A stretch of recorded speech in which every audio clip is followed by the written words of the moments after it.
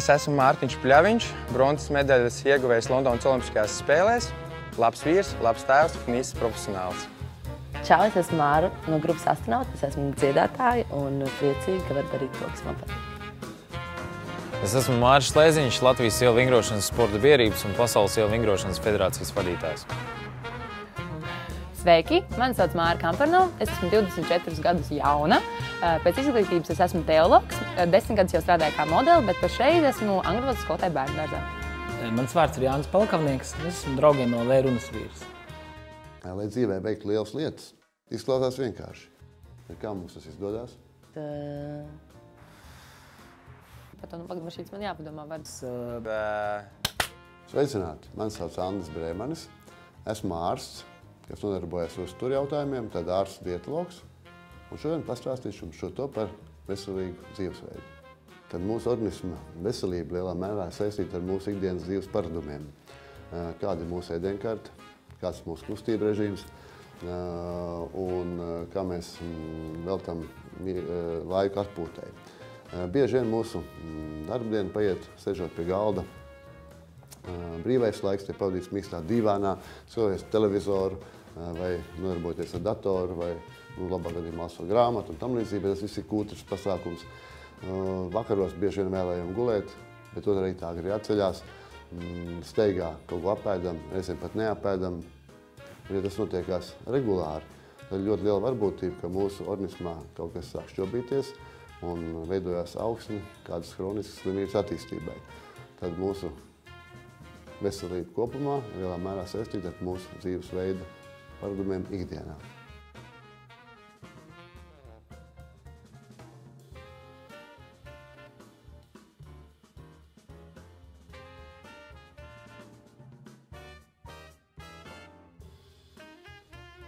Cilvēka organisms no kaut kā sastāv. Izrādās, ka lielākais daudzums, ap 65–70%, mūsos ir ūdentiņš. Šis ūdens ir nepārtrautā apritē. Dienā šī aprite sastāv apmēram 2 līdz 2,5 litrus. Ķermenis ūdeni zaudē caur nierēm, caur ādu, caur plaušām mēs elpojam, bet arī nāk arī mitrumiņš ārā un arī caur gremošanas traktu. Protams, šis daudzums dienas laikā ir jāatjauno. Principā tiek lēsts, ka ar pārtiku, arī pārtika satur ūdentiņu. Teiksim, ir tādi produkti kā dārzeņi, kuros ir ap 90% ūdens, augļi arī, bet izrādās pat sausiņos ir ap 10% ūdens. Un līdz ar to, zinām daļu, mēs apēdam. Nav visi šie 2,5 litri jāizdzer. Parasti lieši, kad apēd apmēram litru ar produktiem pārtiku. Tad pārējais daudzums gan ir jāizdzer. Svarīgi ir sportojot un karstā laikā, īpaši esot laukā un kustoties, jārēķinās to, ka šķidruma zudumi ir lielāki. Un viņi arī pat pieaug 2-kārt. Tad līdz ar to šajās situācijās obligāti jābūt ir līdz ūdentiņam, tad uz treniņu, uz sporta nodarbību ņemam līdz dzeramo. Un karstā laikā dodoties ārpus mājām, arī noteikti padomājiet par to, lai par rokai būtu ūdens pudele vai kas tam līdzīgs. Jo šādos apstākļos šķidruma patēriņš var pieaugt pat līdz 3,5–5 litriem. Ja ir 2 treniņi vai 2 spēles, tas ir 3 litri, tas ir minimums. Plus vēl mājās tur no rīta tēja, vakarā tēja, piemēram, pa pusdienās arī kaut ko dzer kādu sulu vai ko. Tad jau sanāk pie visiem 4 litriem izdzert. Un man kā sportistam tas nemaz neliekās daudz. Tas ir, man liekas, tas nevis minimālais, bet tas nepieciešamais. Bet darba dienā rutīna man ir agri ceļos, 7 no rīta.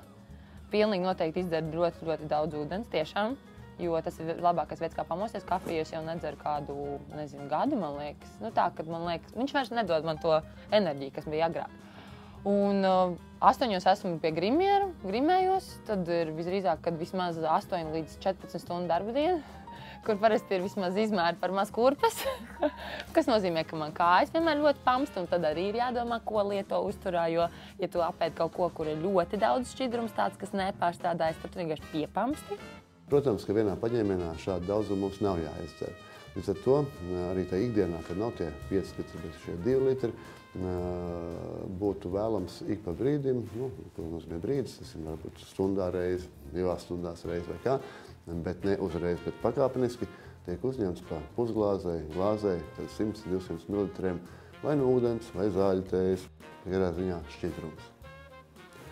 Tas nodrošinās to, ka audi tiks labāk apgādāti ar barības vielām, tad piegādi gan muskuļaudiem, gan smadzenēm un tam līdzīgi, gan arī labāk tiks aizvāktas vielmaiņas procesos veidojušās atkritumvielas, un organisms kopumā funkcionēs optimālāk. Tas svarīgi gan pie fiziskām aktivitātēm, gan arī veicot garīgu darbu. Krietni grūtāk ziemā aizmirst tās sasalst ūdens tev somā, bet visu laiku dzert, patērēt daudz ūdens, jo tas šķidrums tomēr viņš tavu, ja nevēlti mūsu ķermenis ir 80% mazāk ūdens ir ķermenī, nezinu, ja godīgi, tad tev visu laiku ķermenim ir jāatjauno tas ūdens, lai viņš tur ir un lai tur ir jūties tā kā fresh. Protams, slāpju remdēšanai vislabākā izvēle ir ūdens. Gāzēts vai negāzēts, tas zināmā mērā ir gaumas jautājums. Protams, ja mēs sportojam un gribam sasniegt labu rezultātu, tad parasti iesaka tomēr lietot negāzētu ūdentiņu, jo gāzēts var radīt diskomfortu gremošanas traktā, līdz ar to būs kustības varbūt apgrūtinātas un tiešām šis sportiskais rezultāts nebūs tā līmenī, kā varētu sasniegt pie optimālas situācijas. Bet tāpat laikā derīgi ir apgūdeni, protams. Es esmu Mārtiņš Pļaviņš, bronzas medaļas ieguvējs Londonas Olimpiskajās spēlēs. Labs vīrs, labs tēvs un īsts profesionāls. Čau, es esmu Māra no grupas Astronauti, es esmu dziedātāja un priecīga, ka var darīt to, kas man patīk. Es esmu Māris Slēziņš, Latvijas ielu vingrošanas sporta biedrības un Pasaules ielu vingrošanas federācijas vadītājs. Sveiki, mani sauc Māra Kampernova, es esmu 24 gadus jauna. Pēc izglītības es esmu teologs, 10 gadus jau strādāju kā modeli, bet pašreiz esmu angļu valodas skolotāja bērnudārzā. Mans vārds ir Jānis Palkavnieks, es esmu Draugiem LV runas vīrs. Ko mēs varam secināt? Lai dzīvē veiktu lielas lietas, vajag pietiekoši izgulēties, kārtīgi paēst un neaizmirst padzerties. Izklausās vienkārši, bet kā mums tas izdodas?